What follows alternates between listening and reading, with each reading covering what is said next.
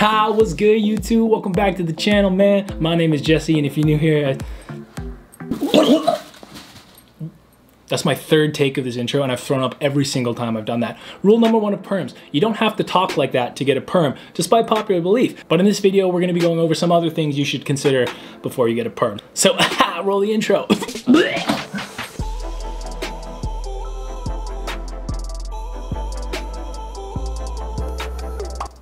Hello, Joe? Hey, are you on? Yeah, I'm filming a video. Okay, do you want McDonald's?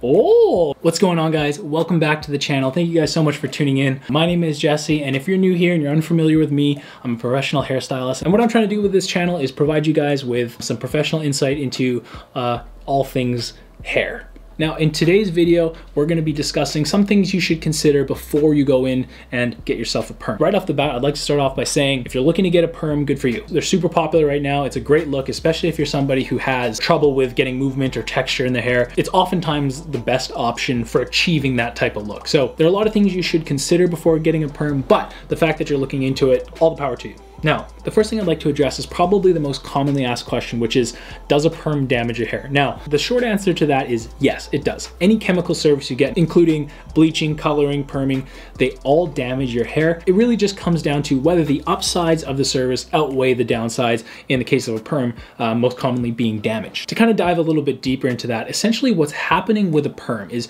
your hair is made up of bonds. They're basically like protein structures. And what you're doing with a perm is you're temporarily breaking down those protein structures, wrapping them around usually a rod into a curl pattern, and then reforming those bonds in that new curled state. So from a technical standpoint, you're literally breaking down the chemical structure of your hair. So it is a pretty invasive process, but if done correctly and under the right conditions, it's one of the less damaging chemical services that you can do, as opposed to like bleaching your hair platinum blonde or something like that. That's usually quite harmful. Now, something you might consider is if you naturally have drier, more brittle hair, it's more likely that you're going to experience some damage. So just make sure that the stylist you're going to knows what they're doing, because there are things that you can do as a stylist to mitigate the damage for more compromised hair types. So just make sure you're going to somebody who knows what they're doing. Another main question people have is, how long does a perm last? Now, nothing is permanent, but when it comes to a perm, it kind of is. This is understandably misunderstood by a lot of people. It's not damaging any new hair that comes out. So what a perm does is all the hair that it's touching or it's affecting when it's grown out, so anything that's wrapped around the rod and the perm solution touches, that will be permanently altered, which is why it's called a perm. Once your hair grows out, all of the natural new hair that comes through isn't going to be affected by the perm. So, I mean, that's something to consider as well. If you do like the look and you want to continue, when your hair grows out, you have to re-perm that new hair. Now, when you're sitting in the chair and you're about to start the perm, one of the things you should consider is the curl pattern you're looking for. So how it works generally is the stylist will use a different size of rod depending on how tight of a curl you're looking for. So as you could probably imagine, a smaller rod, the hair will wrap around the rod more times, which will result in curlier hair. And with a thicker rod, the hair will be wrapped around less times, which will generally result in a more wavy and less tight curl. Now, as for the process of a perm, if you've never gotten a perm before, first of all, it stinks. Fun fact, I've never experienced this, but apparently it's similar to the smell of a decaying corpse, because that's what's happening when a corpse is decaying. The protein structures of the body are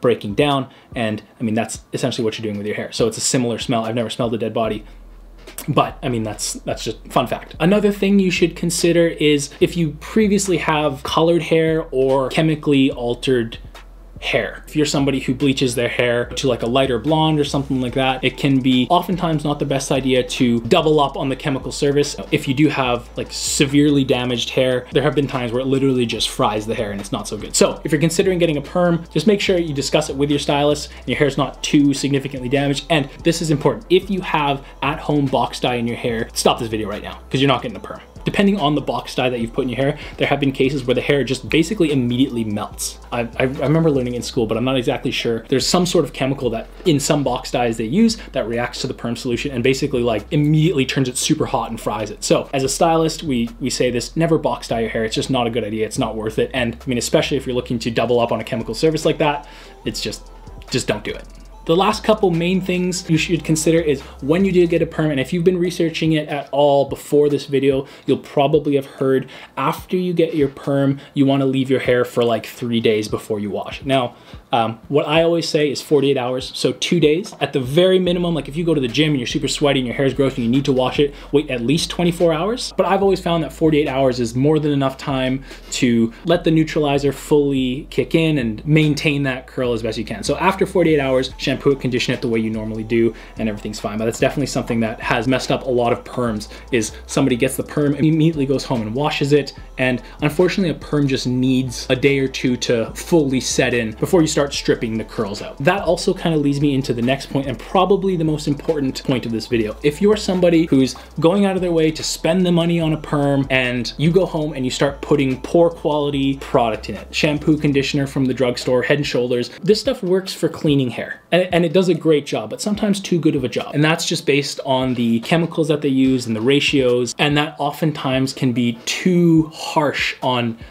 freshly permed hair. So it will result in their hair becoming more damaged and the perm just coming out. The worst part about this, and I've seen this, is if you have a mixed porosity in your hair. So like the roots are nice and healthy, the mid strands are kind of frayed, but then towards the end, they're like completely shattered. What'll happen is the perm will stay like at the root and then the ends will just go completely straight and then you look absolutely stupid. And imagine that happens to your hair. Like you'll be super unhappy, you're never gonna wanna get a perm again and you'll give up, and it's just kind of unfortunate that happens. So make sure you're using a high quality product. As always, my favorite product when it comes to curls is Bumble & Bumble's Curl Line. I'm not sponsored by them at all. It's just what I've used throughout my professional career that I found gives the best results, and it's relatively cheap when it comes to the higher end spectrum of products. So I definitely take a look into that if you are considering getting a perm. And with that being said, an important aspect is post-service maintenance. Unfortunately, when you get a perm, it's not just a matter of getting your hair permed and everything's fine and dandy from then on. You have to make sure that you're willing to put in the work and, you know, put up the extra money for a higher quality product to make sure that your hair is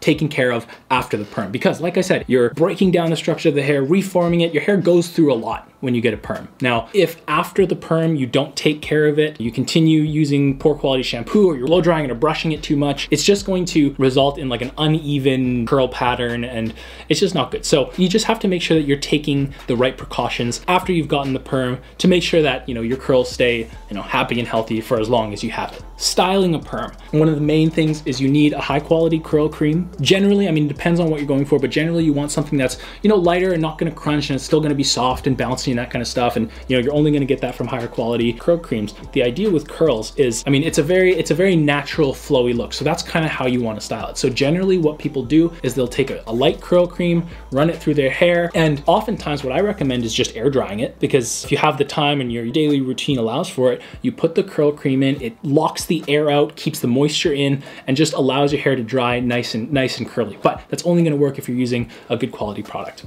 One other thing that you guys should consider is, do you have to get a perm? If you're somebody who naturally has like a lot of wave to their hair just naturally, oftentimes a curl cream and a scrunch dry blow drying technique can really kind of bring out those curls. So before you decide on, you know, spending the money and permanently altering the condition of your hair, I would say try that first, start experimenting. Those are kind of the main things that I would consider if I was looking to get a perm. These are the kind of things that I've come across people wondering and asking, and it's a great look. And if you're looking to do it, good for you. So I appreciate you guys sticking around until the end of the video. If you guys feel like this has been helpful for you at all, make sure you guys drop a like, because it really helps with the algorithm, which helps me. And if you're a fan of my stuff and you want to support the channel, make sure you hit that subscribe button, because we just passed 500 subscribers. So you guys have been, you know, really supportive up until this point. So please keep it up. And if you're looking for a way to get in contact with me and you're looking for personal advice, follow me on Instagram and shoot me a DM, because I mean, at this point I have the time to kind of go over things. And oftentimes, you know, people have reached out through the comments or TikTok asking for advice, and they'll just DM me on Instagram and I'll help them out where I can. So feel free to do that. Thank you guys so much for tuning in. I hope you guys have enjoyed, and we will hopefully see you in the next video. Thanks.